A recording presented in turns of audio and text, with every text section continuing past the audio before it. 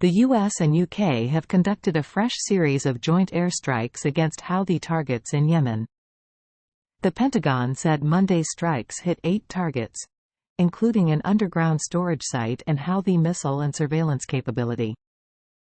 The Iran-backed Houthis have been targeting ships they say are linked to Israel and the West that travel through the important Red Sea trade route. The US and UK said they were trying to protect the free flow of commerce.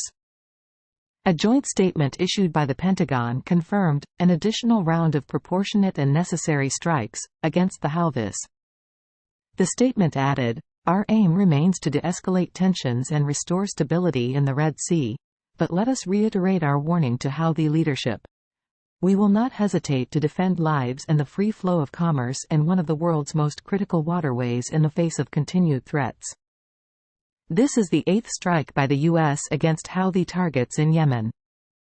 It is the second joint operation with the UK, after joint strikes were carried out on the 11th of January. The joint statement said the strikes were carried out with support from Australia, Bahrain, Canada, and the Netherlands. U.S. fighter jets from the carrier USS Eisenhower were involved in Monday's strikes. 4 RAF Typhoons, supported by a pair of Voyager tankers, joined the U.S. forces, the UK Ministry of Defence, MOD, said. Our aircraft used Paveway IV precision-guided bombs to strike multiple targets at 2 military sites in the vicinity of Sana'a airfield. These locations were being used to enable the continued intolerable attacks against international shipping in the Red Sea, the MOD said. In line with UK standard practice, a very rigorous analysis was applied in planning the strikes to minimize any risk of civilian casualties, and as with the previous strikes, our aircraft bombed at night to mitigate yet further any such risks, it added. UK Defence Secretary Grant Shapps described the strikes as self-defence against the Houthis, intolerable attacks on merchant shipping. Aimed at degrading Houthi capabilities, this action will deal another blow to their limited stockpiles and ability to threaten global trade. He wrote on X, "It is understood that neither UK Commons Speaker Sir Lindsay Hoyle nor Opposition Leader Sir Keir Starmer were briefed in advance about the new strikes."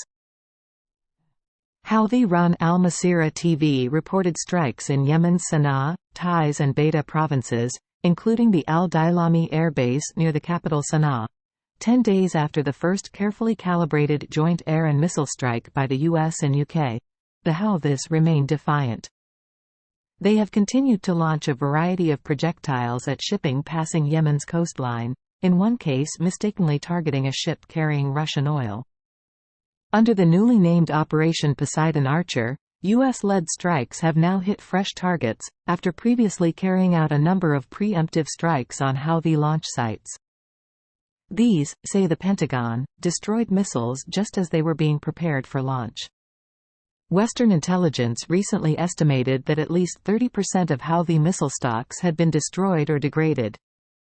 Yet the Houthis, who are supplied, trained and advised by Iran, are clearly bent on continuing their attacks on shipping they suspect of being linked to Israel, the US or the UK.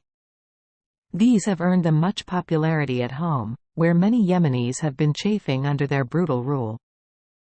They are also popular with many across the wider Arab world since the Houthis say they are supporting Hamas as part of the Iran-backed axis of resistance against Israel.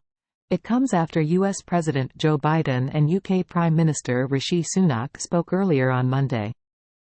In an official readout of their phone call, the White House said Mr. Biden and Mr. Sunak discussed ongoing Iranian-backed Houthi attacks against merchant and naval vessels transiting the Red Sea. They reiterated their commitment to freedom of navigation, international commerce, and defending mariners from illegal and unjustifiable attacks, the White House said. It added, the President and Prime Minister discussed the importance of increasing humanitarian aid and civilian protections for people in Gaza, and securing the release of hostages held by Hamas.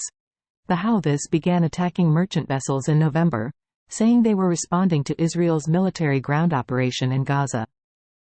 Since then, the group has launched dozens of attacks on commercial tankers passing through the Red Sea, one of the world's busiest shipping lanes.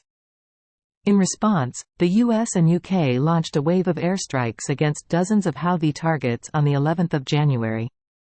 Those strikes, also supported by Australia, Bahrain, the Netherlands and Canada, began after Houthi forces ignored an ultimatum to cease attacks in the region. Thanks for watching. Don't forget to subscribe, like, comment and share.